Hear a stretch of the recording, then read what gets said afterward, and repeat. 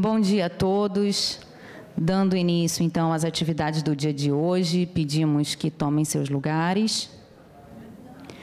O Instituto de Tecnologia de Imunobiológicos da Fundação Oswaldo Cruz, Biomanguinhos, tem o prazer de recebê-los no segundo dia do 6º Seminário Anual Científico e Tecnológico, que este ano é parte da comemoração dos 42 anos da unidade. Dando início, então, convidamos para coordenar a mesa, assessor científico de Biomanguinhos, Marcos Freire. Bom dia.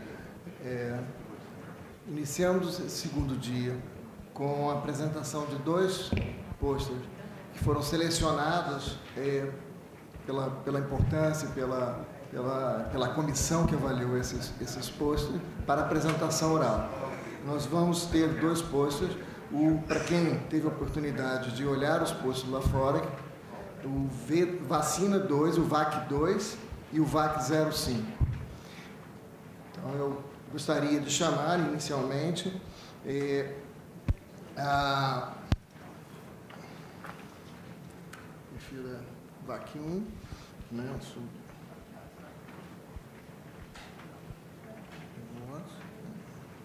A Aline Carvalho de Azevedo, que vai apresentar um pôster sobre o perfil epidemiológico das cepas de Neisseria meningitis, grupo C, circulantes no Brasil, no período pré e pós-vacina.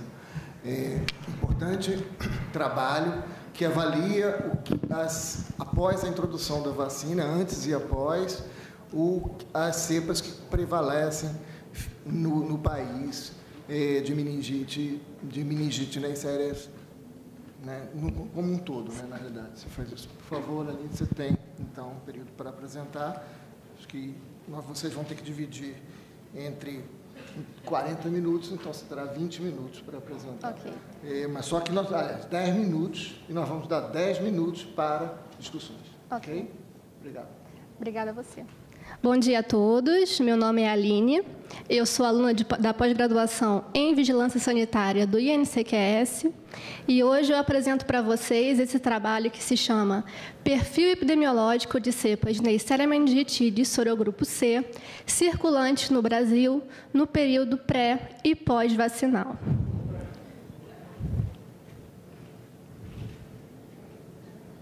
Para cá. A Neisseria meningitidis também é conhecida como meningococo. É uma bactéria gram-negativa que se apresenta em forma de diplococo. Ela é aeróbia, imóvel e coloniza a nasofaringe humana. Ela possui, geralmente a maioria das bactérias possui uma cápsula polissacarídica, que é o seu principal fator de virulência.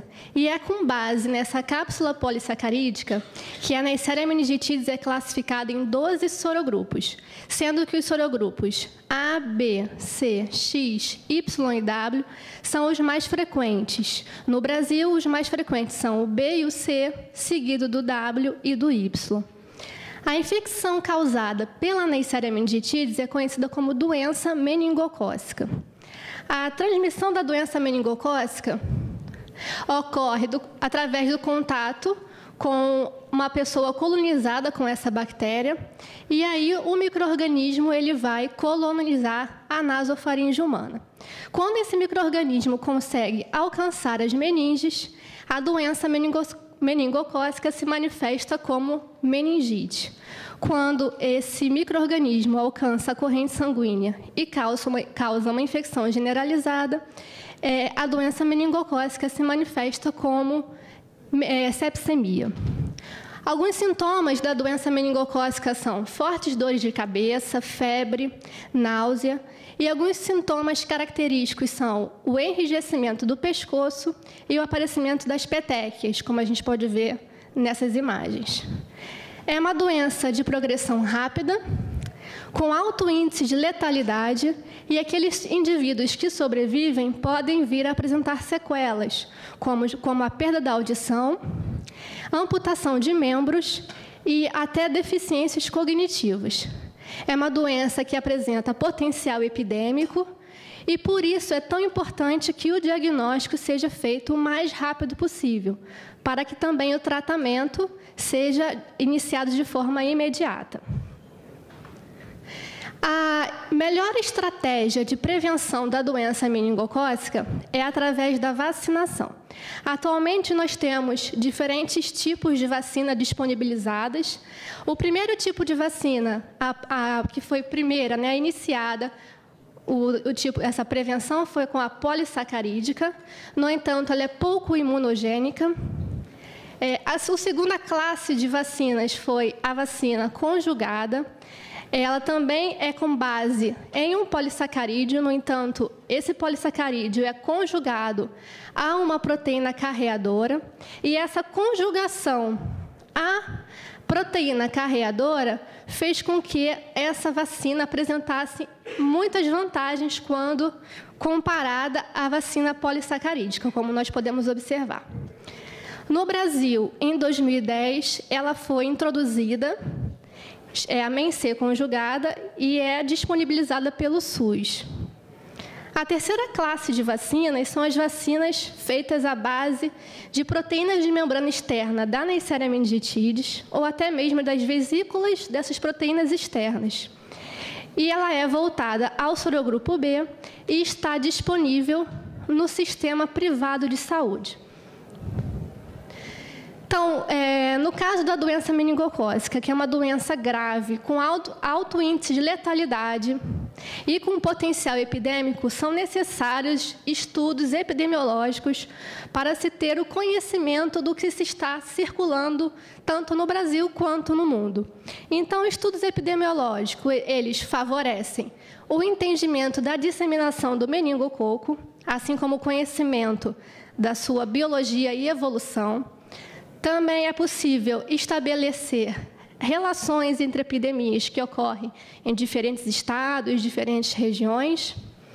Também conseguimos, através desses estudos, verificar a eficácia da vacina através da análise da prevalência ou até mesmo incidência de novos clones. E no caso da doença meningocócica, eu citei 3 metodologias usualmente utilizadas nos estudos epidemiológicos: o Pulsed Field, a análise das proteínas de membrana externa, 2 metodologias moleculares, e o MLST, também uma terceira metodologia molecular. Então, para esse estudo, nós utilizamos o MLST, que é o Multilocus Sequence Typing. Essa metodologia é amplamente utilizada em estudos epidemiológicos, tanto da Neisseria meningitidis quanto de outros micro-organismos em todo o mundo. E essa metodologia, ela é a base dela é baseada na PCR, na amplificação de genes. Para a Neisseria meningitidis são utilizados a análise de 7 genes constitutivos, são genes que sofrem pouca pressão seletiva, por isso eles foram escolhidos. No caso da Neisseria meningitidis, os 7 genes escolhidos são esses aqui, entre parênteses. Então, a partir do isolamento desse micro-organismo, extração do seu DNA, é possível, então, fazer a amplificação e o sequenciamento desses 7 genes. Informações referentes aos iniciadores, condições da PCR e até mesmo a análise dessas sequências. Após o sequenciamento, a análise dessas sequências é feita no banco de dados, o pubmlst.org. E nessa imagem a gente pode observar uma ilustração do que seria o MLST. Então, aqui são os 7 genes, né, representados em diferentes cores, e esses 7, cada um desses 7 genes vai ter esse segmento amplificado, e essa sequência oriunda do sequenciamento, a ela vai ser dado, né, um número de alelo. Então, o conjunto desses números de alelo formam um tipo sequencial. Então, esse conjunto de 7 alelos forma um ST, tipo sequencial. De acordo com o ST central, um complexo clonal é definido como quando um tipo sequencial apresenta, no mínimo, 4 alelos em comum com um tipo sequencial geral. Então, o que temos de trabalho até agora? Nós analisamos 115 cepas, todas previamente classificadas como sorogrupo C, dos estados do Rio, São Paulo, Recife e Bahia, de 2007 a 2016, que fazem parte da coleção de pesquisa do INCQS. E o que a gente conseguiu obter de resultados até o momento? Dessas 115 cepas, todas C, observamos uma grande diversidade de tipos sequenciais de STs, 39 STs. E esses 39 STs são reunidos em 3 complexos clonais. Tá? Os complexos clonais que apareceram no nosso estudo foram complexos clonais ST103, ST11 e ST32. 13 cepas analisadas não foram associadas a um complexo clonal, então nós classificamos apenas a partir do tipo sequencial. E observamos o aparecimento de 2 novos tipos sequenciais, que serão sugeridos ao banco PubMLST. Então, aqui nós podemos observar nesse gráfico a distribuição dos principais STs. Não estão os 39, apenas os principais, e que com 42%, o ST mais prevalente no período foi o ST3780, que faz parte do complexo clonal 103. O complexo clonal 103 é o complexo, vamos dizer assim, o mais frequente no Brasil a partir de 2002. E o perfil alélico desse tipo sequencial é esse apresentado na tabela. Nesse segundo gráfico, a gente pode observar a distribuição dos complexos clonais por ano de estudo. Então, de 2007 a 2016, observamos essa configuração. A partir de 2010, nós observamos que os complexos clonais ST32 e o ST11 não apareceram justamente no ano que foi introduzida a vacina MENC conjugada no Brasil. Então, ST11 e 32 são linhagens hipervirulentas que desapareceram após a introdução da vacina MENC conjugada em 2010. Como conclusões, fatores intrínsecos, que são características próprias do patógeno, a sua capacidade de transformação, de transferência horizontal de genes, quanto fatores externos, como, por exemplo, a vacina, atuam na biologia e evolução do meningococco. E considerando a gravidade da doença meningocócica, a alta frequência do sorogrupo C nos últimos anos e a administração da vacina MENC conjugada, a tipificação, que é a determinação da relação clonal existente entre isolados de uma mesma espécie de Neisseria meningitidis, é fundamental para entender a dinâmica da doença no país e ajudar na tomada de decisões sobre o uso apropriado e atualização da vacina. Muito obrigada. Vou deixar aqui. Nós temos em torno de uns 8 minutos para perguntas, então vou abrir para perguntas. Marco, por favor. Por favor, o microfone. Quem... Fico aqui ou sento? Pode sentar. Você responde. Tem um microfone? Marco, fala mais alto enquanto não chega o microfone. Tem lá o microfone lá. Aqui. É para você fazer um rastreamento do... Fala. A pergunta que eu tenho, na verdade, são duas. O ST103, que você viu que é o mais prevalente no Brasil, ele está em concordância, esse perfil epidemiológico, ele é concordante com o perfil epidemiológico nos países do hemisfério norte, na Europa, Estados Unidos? E outra pergunta que eu gostaria que você... Como é que você vê o impacto de uma vacina polissacarídea em relação à mudança dos clusters?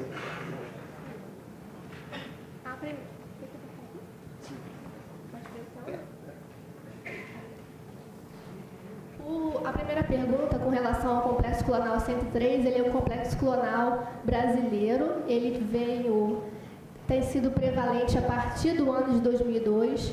E com relação a se você perguntou sobre a América Latina? Em relação à concordância com não existe essa prevalência lá. São outros tipos de complexo clonal. Segunda pergunta foi? Foi em relação ao como é que você explica o impacto na vacina polissacarídea em relação à mudança que você viu que alguns clusters, alguns STs que eram hipervirulentos, houveram uma redução. Nós, tanto eu quanto o meu orientador, nós discutimos algumas hipóteses referentes a isso. E com relação aos complexos clonais, por exemplo, o complexo clonal ST32, ele é bem comum ao sorogrupo B. E a Neisseria meningitidis, ela tem a capacidade de cápsula switching, né, da mudança de cápsula. Então, pode ser que aquelas cepas que a gente analisou no período pré-vacinal possam ser cepas B que puderam ter mudado a sua cápsula para o sorogrupo C. Então, essa é uma das nossas hipóteses.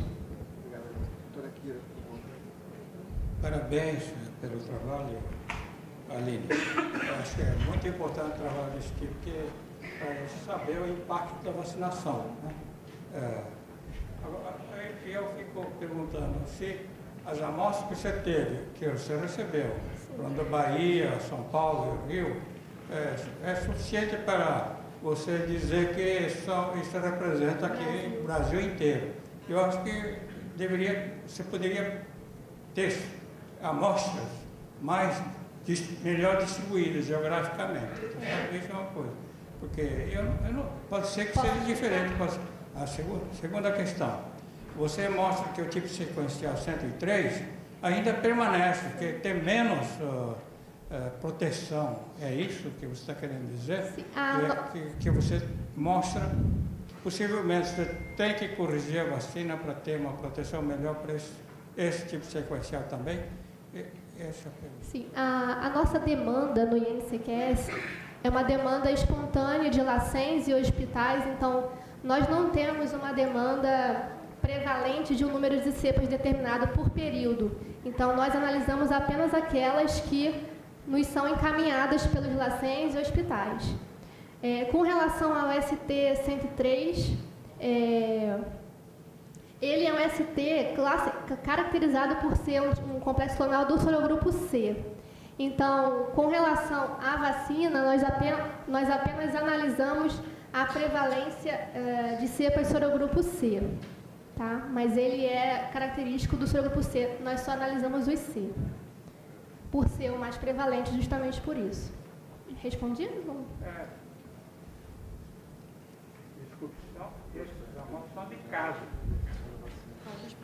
Pós-vacinal. Pós-vacinal. Essas amostras são de casos pós-vacinal. Não, são pré-2007 a 2016. 103, nós observamos tanto pré quanto pós. Mesmo com a vacina, observamos também a prevalência do 103. Você tem 103 que não são protegidos. Sim. Posso fazer a pergunta? Oi, bom dia. Aqui Procópio. Tudo bom? Tudo bem. Parabéns pelo trabalho, é de extrema relevância. Eu queria fazer duas perguntinhas para você. Primeiro, vocês fizeram essa classificação epidemiológica somente pelo MLST. Vocês pretendem fazer um outro ensaio, tipo um pulsed field, alguma coisa assim, para fechar melhor esses estudos? Sim. Que geralmente, quando a gente uma epidemiologia mais robusta, a gente Sim. usa dois métodos diferentes. E a outra questão é uma questão mais da minha área, como é que está a resistência aos antimicrobianos nessas cepas? E questão de virulência, cada vez que você usa uma vacina para determinados sorotipos, você acaba, de certa forma, fazendo uma pressão de seleção para o surgimento de outros. E talvez fosse interessante acompanhar se as cepas que vão aparecer mais, como é que fica a virulência delas com o passar do tempo. Sim. Tá? Sim, nós temos essa ideia de utilizar outras metodologias, como o pulsed field, e até já tenho resultados com relação às proteínas de membrana. Faço PORA, FATA, são todas as proteínas de membrana que também dão um resultado útil para estudo epidemiológico. Com relação à resistência, infelizmente não consigo te responder isso agora, porque eu não trabalho com resistência, mas eu posso ver e posso te responder mais tarde, tá bom? Fico te devendo essa, desculpa. Obrigado, Aline. Temos outra pergunta ali, é isso? Não temos mais pergunta, temos mais alguma. Nós temos ainda um tempo de 3 minutos, quer dizer, estamos... Helen, por favor. Aqui o microfone. Estava estranhando que a Helen não tinha feito uma pergunta. Eu cheguei um pouco atrasada. Obrigado, Helen. Mas eu queria saber se você teve a oportunidade de fazer uma avaliação das proteínas de membrana externa, Sim. porque no caso do sorogrupo C, você está focando na vacina polissacarídeo, né? E ele é comum nesse clone que você está falando, poli-C, o polissacarídeo é único. Mas em relação às proteínas de membrana externa, pode ter uma variação nessas cepas antes e depois da vacinação. Sim, nós já temos esse resultado. Eu analisei, se não me engano, 4 proteínas, só que a gente preferiu não divulgar ainda, porque esse não é o estudo ainda que já foi publicado, a gente ainda vai publicar. Então, com a conversa com o meu orientador, ele preferiu que a gente não expusesse os resultados com relação às proteínas. Mas, sim, existe uma variação que a gente pode até fazer uma relação com o resultado do MLST, do que foi encontrado, com o resultado das proteínas de membrana. Isso é possível fazer essa correlação. E aí deixa o trabalho mais robusto, realmente. Não, a gente consegue associar, por exemplo, o complexo clonal 103 a um tipo de perfil da proteína PORA, é o perfil X. O complexo clonal 32 já apresenta um outro perfil. Isso que a gente já consegue fazer, essa associação com as proteínas. Mais alguma pergunta?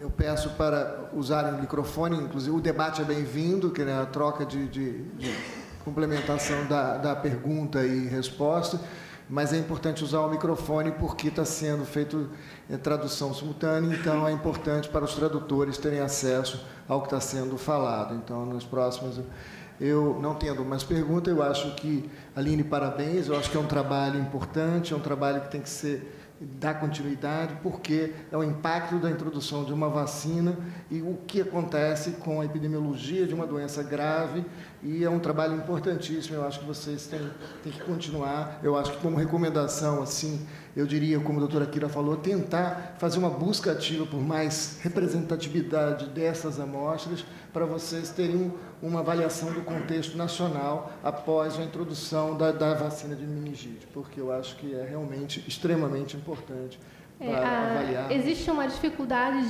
desse recebimento de amostras pelo INCQS, porque existem outros institutos no Brasil, como o Adolfo Lutz, que também recebe esse tipo de material. Então, fica um pouco dividido. Então, nós só temos desses 4 estados mesmo. Ok. Tá. Então, compartilhar entre o Lutz, eu acho que é importante, uma associação, uma relação próxima entre Lutz e INCQS, Fiocruz, seria importantíssimo para isso, porque é um trabalho muito relevante. Obrigado pela sua apresentação, parabéns por todo o trabalho. Eu agradeço a oportunidade de estar aqui, a oportunidade de ter aberto também ao INCQS para nós apresentarmos o nosso trabalho. Muito obrigada. Obrigado, Aline.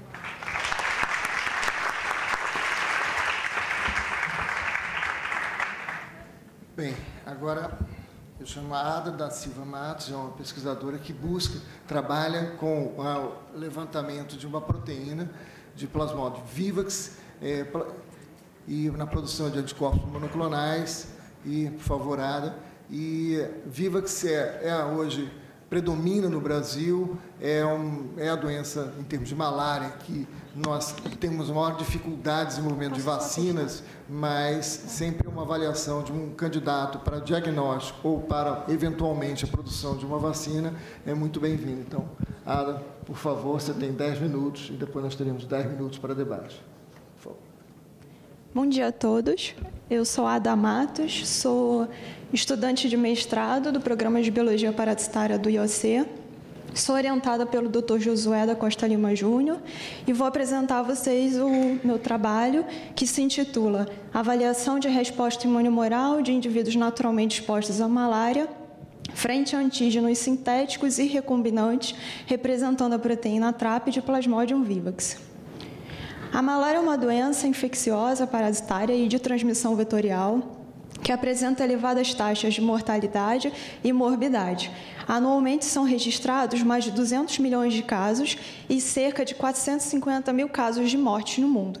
Ela é causada por 5 espécies de plasmódio, entre eles o Plasmodium malariae, Plasmodium ovale, Plasmodium novo, Plasmodium falciparum e Plasmodium vivax, sendo o Plasmodium falciparum a espécie responsável pelo maior número de casos e de mortes no mundo, e o Plasmodium vivax a espécie responsável por 64% dos casos de malária nas Américas, onde nos últimos anos houve um aumento de cerca de 36%, especialmente em países como a Venezuela e o Brasil, no qual, em 2017, foram registrados quase 190 mil casos, sendo 88% desses provocados pelo Plasmodium vivax. Isso evidencia a necessidade de se melhorar as estratégias de controle, como, por exemplo, o diagnóstico precoce, o tratamento eficaz, o uso de mosquiteiros impregnados em inseticidas para evitar a dispersão do vetor e o desenvolvimento de uma vacina, que, dentre todas essas, é a que ainda está mais longe para ser alcançada e, no entanto, é a que oferece o melhor custo-benefício. E no que se refere a isso, nós temos 3 estratégias: vacinas que atuariam na fase pré-eritrocítica, que atuariam nos esporozoítos, impedindo a invasão dos hepatócitos, ou atuando nas formas evolutivas dentro desses hepatócitos; vacinas de fase eritrocítica, que atuariam bloqueando o ciclo eritrocítico da doença, onde surgem os sinais e sintomas; e vacinas bloqueadoras de transmissão, que atuariam nos gametócitos e oocinetos, impedindo o desenvolvimento da doença no mosquito. Há uma série de proteínas que já foram exploradas como candidatas vacinais, tanto para o Plasmodium falciparum como para o Plasmodium vivax. Podemos observar que o número dessas proteínas é maior para o Plasmodium falciparum do que para o vivax. Isso se deve ao fato do falciparum apresentar maior mortalidade e também pela falta de um cultivo in vitro de longa duração para o estudo do Plasmodium vivax.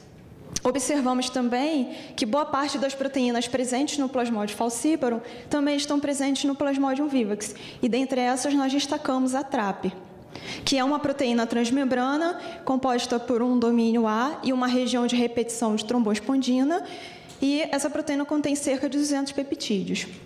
Ela auxilia na motilidade dos esporozoítos e também no reconhecimento e na invasão dos hepatócitos. É uma proteína conservada no filo apicomplexa e também entre as espécies de Plasmodium. E no que se refere ao seu potencial como candidata vacinal para o Plasmodium falciparum, ela já foi relatada como uma proteína que apresenta alta antigenicidade e imunogenicidade, tanto em populações naturalmente expostas, como em populações nunca antes expostas à malária.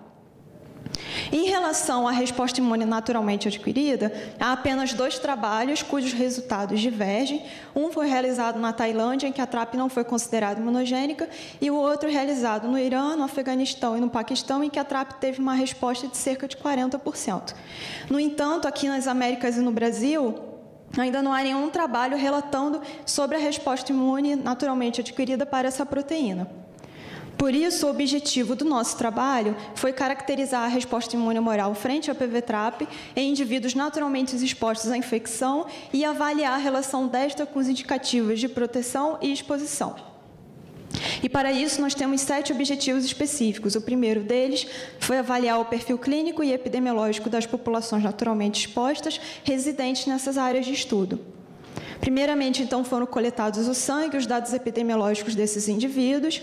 Eles foram informados sobre os objetivos do estudo, mediante aceitarem participar, assinaram um termo de consentimento, passaram por um processo de entrevista onde tiveram seus dados epidemiológicos coletados e, finalmente, tiveram seu sangue coletado.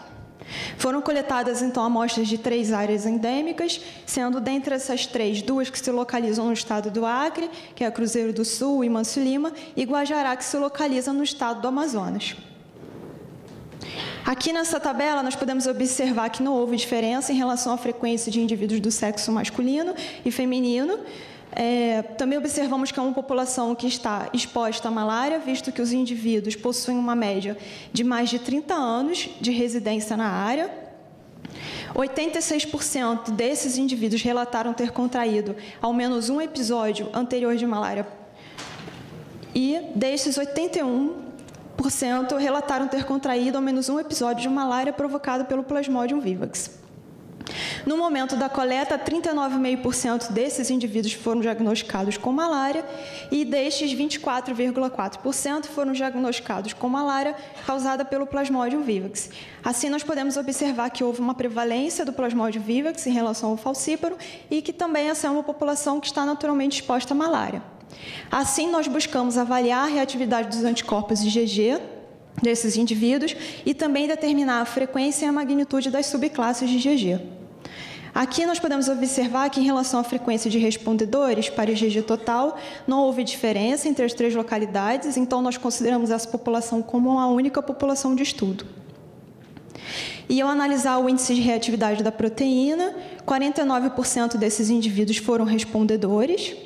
E analisando a frequência das subclasses, observamos que houve uma prevalência do anticorpo citofílico IgG1 sobre as demais subclasses, o que é um achado interessante, já que estudos anteriores relacionados ao Plasmodium falciparum relatam a prevalência de anticorpos citofílicos estando relacionados à proteção. Até o momento, nós não sabíamos se aqueles fatores epidemiológicos que variam de indivíduo para indivíduo estavam influenciando nessas respostas. Assim, buscamos avaliar a relação entre a resposta imunomoral observada e os fatores de exposição e proteção. Aqui, nessa tabela, observamos que, em relação à resposta de IgG total, os indivíduos respondedores possuem um maior tempo de exposição do que os indivíduos não respondedores, sugerindo que IgG tem um efeito acumulativo com o tempo. Analisando essas subclasses, observamos que IgG2 teve o mesmo perfil de IgG total, já para as demais subclasses não foi observada nenhuma diferença. Aqui, devido ao amplo espectro de resposta, nós estratificamos entre indivíduos considerados baixos respondedores e altos respondedores, tanto para IgG1 como para IgG3. Em relação ao IgG1, observamos que os indivíduos considerados autorrespondedores tiveram um maior número de episódios anteriores no último ano e um maior tempo desde o último episódio de malária. E em relação ao IgG3, os indivíduos autorrespondedores tiveram um maior número de episódios anteriores no último ano. E comparando-se o tempo passado desde o último episódio de malária, que é o nosso parâmetro epidemiológico sugestivo de proteção, entre os indivíduos respondedores e não respondedores, observamos que IgG total, IgG1, IgG2 e IgG4 não houve diferença. E para IgG3, os indivíduos respondedores para essa subclasse tiveram uma maior mediana de meses passados desde a última infecção, o que sugere que IgG3 poderia estar participando de uma resposta imune protetora contra a malária causada pelo Plasmodium vivax. Sendo assim, nossas conclusões preliminares são de que a PV-TRAP é naturalmente imunogênica nessas populações, a resposta mediada por anticorpos tem a magnitude associada ao tempo de exposição, há uma prevalência do perfil de anticorpos citofílicos, especialmente IgG1, e os anticorpos IgG3 específicos para a TRAP parecem participar no desenvolvimento de uma imunidade protetora. Como perspectivas, resta determinar, através da modelagem molecular computacional, a possível estrutura terciária da proteína a partir da sequência de aminoácidos da PV-TRAP, realizar a predição em sílico dos possíveis epítopos de células B presentes na proteína e confirmar esses epítopos descritos por predição em sílico por ELISA. Esses são os nossos colaboradores e obrigada a todos.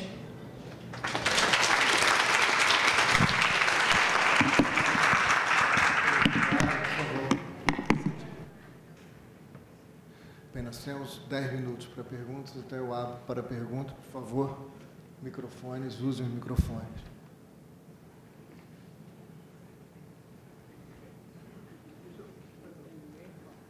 Por favor, microfone, Marco Alberto, por favor.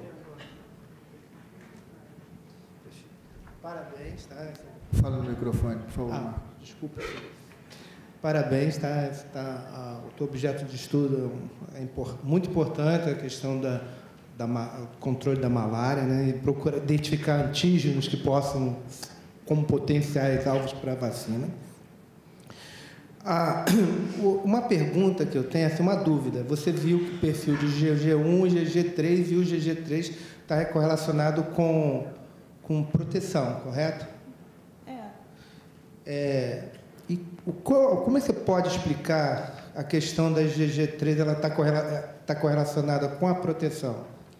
Bom, De uma forma geral, os estudos relacionados ao Plasmodium falciparum, que é o que a gente usa de parâmetro para o estudo do Vivax, eles relatam essa prevalência de anticorpos citofílicos IgG1 e IgG3.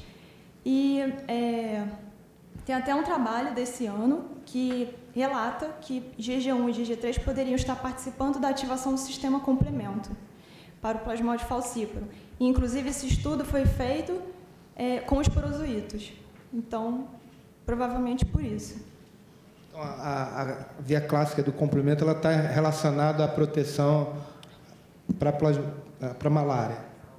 Sim, está aí ativando o sistema complemento e aí poderia, no caso, atuar nas formas dos porozoítos.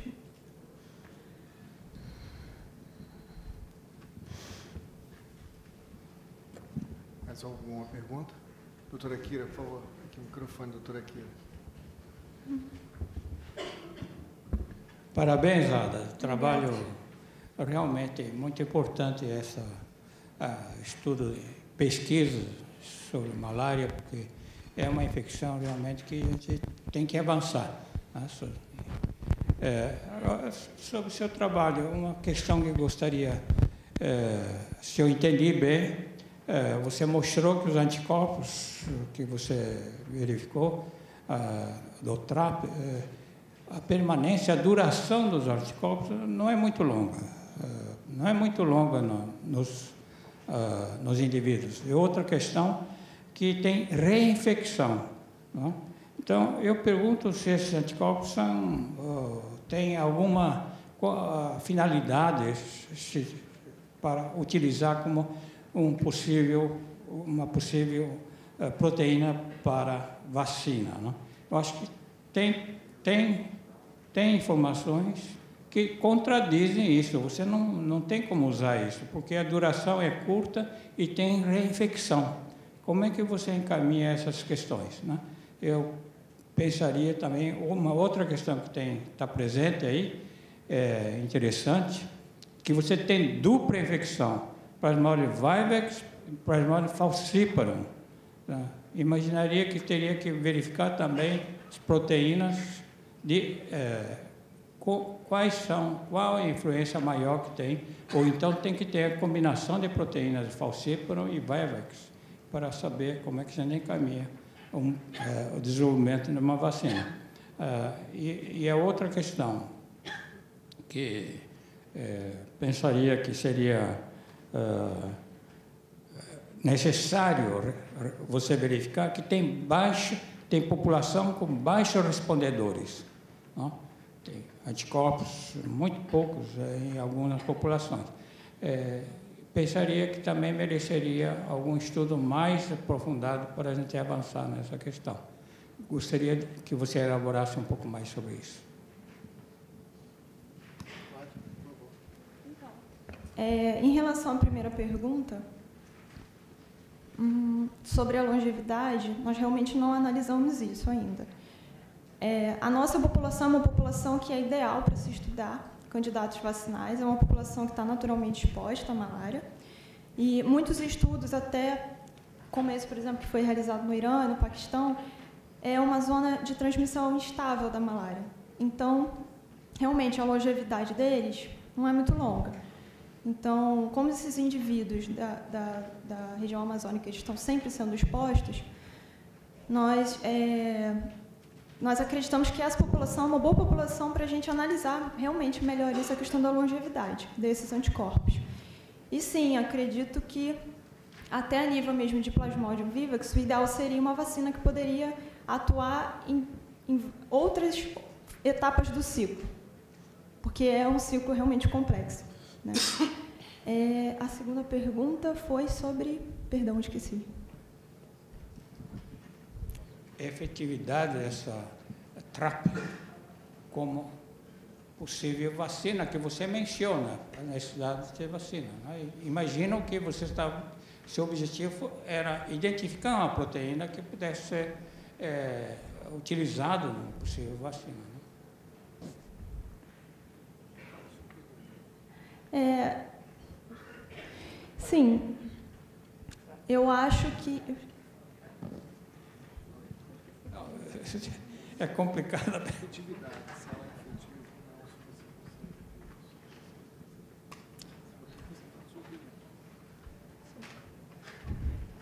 Desculpe. Tudo bem. Não, chega. Tá bom. Obrigado.